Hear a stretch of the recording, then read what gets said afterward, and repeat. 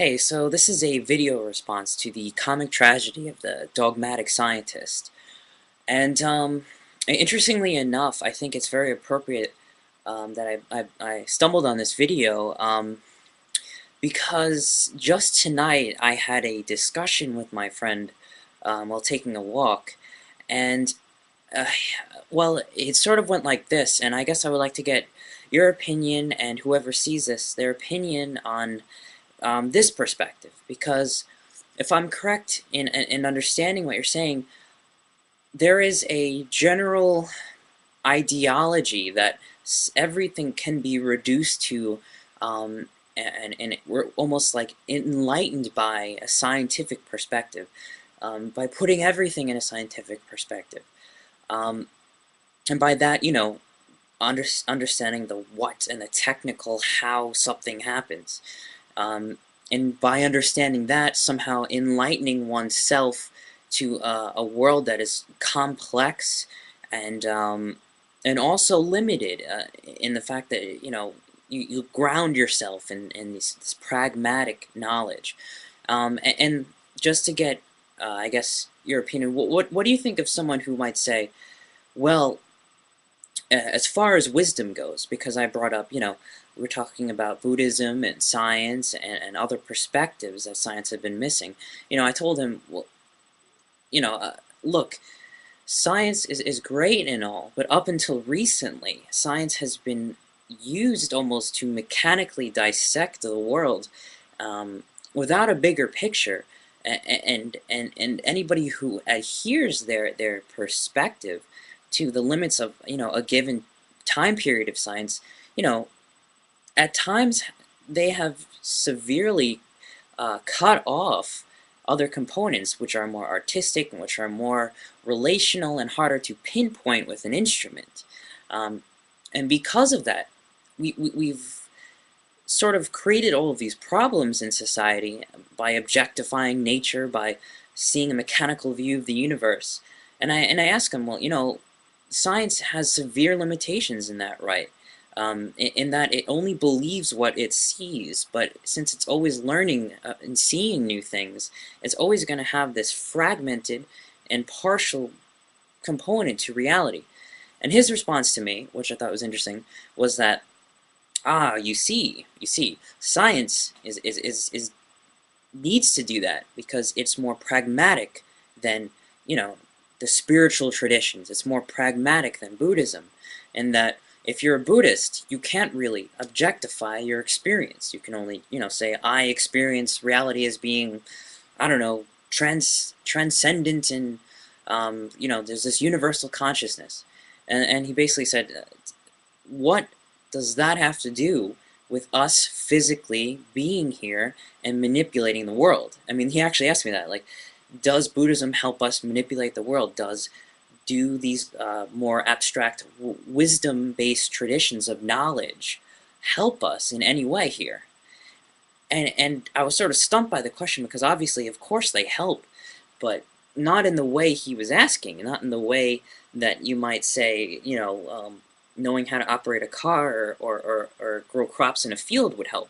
So I guess it's a different perspective here that he was taking. How can these other traditions of knowledge become as pragmatic as science? He basically says, science took a while to become, it's a very roundabout way to do it, but science took its time, and now it's finally acknowledging complexity. And now science is able to handle these complex issues. It's able to handle sustainability issues. And without that, how are we going to help the world survive? How are we going to help ourselves as a species unless we first address the pragmatic issues? They should be at the forefront, and this is why he believes science should be more ingrained into the world than it already is. And I guess I would partially agree with him. I mean, the academic can't think without a brain in the same way, we can't ponder over issues without, also addressing the physical need to survive.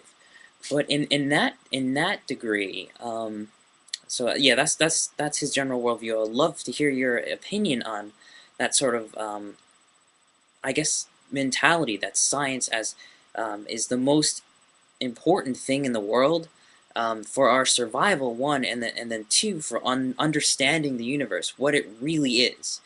Because he argues the wisdom traditions are subjective, and at least science at least tries to be objective. That's the argument I heard. So I'd be interested to hear everybody's opinion actually on this too. Um, what do you think of that? Is that a mistake? Is because obviously, science isn't objective, but people do try to be objective. They work with what is observable empirically at the moment, and thus they're sort of a conservatively growing understanding of the physical world. But is that really so grand? Should we only focus on that? I agree we shouldn't. Um, because the wisdom traditions, and even any not even wisdom traditions, artwork, poetry, even philosophy, and life as a whole, we aren't these mechanistic things that I think one of the dangers and negative things science has brought has been our mechanistic kind of view of reality, where we no longer see ourselves as this nice, flowing, continuous, artistic, as you mentioned, um, experience. This is life is art, and even thinking can be an art if we see it and operate personally in the right manner. So if we kind of get lost in this, finding predictive patterns for everything, seeing is it real? Because if it's not real, maybe we're wasting our time, maybe we're making mistakes, maybe we're doing more damage. This sort of mentality, I think, can be dangerous for society, especially one that sees itself too mechanistically, that sees people as ends, as means to an end, that sort of creates a factory line production for everything. This is a horrible, I guess, sideline to really appreciating the things like value and art and creativity and emergence. So I guess my question is, can science be an art as well? I mean, I think that's an interesting question. Can we come to science as the pragmatist, as the person trying to figure out what is going on with life and with consciousness and with energy and anything?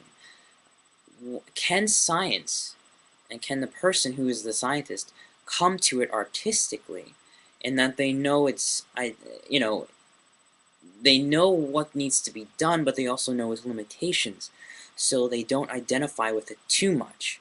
Um, so I guess I'll end there. Can science be art through the right perspective? Okay, that's it. Thanks for the video. It was great, and please comment, critique, reply.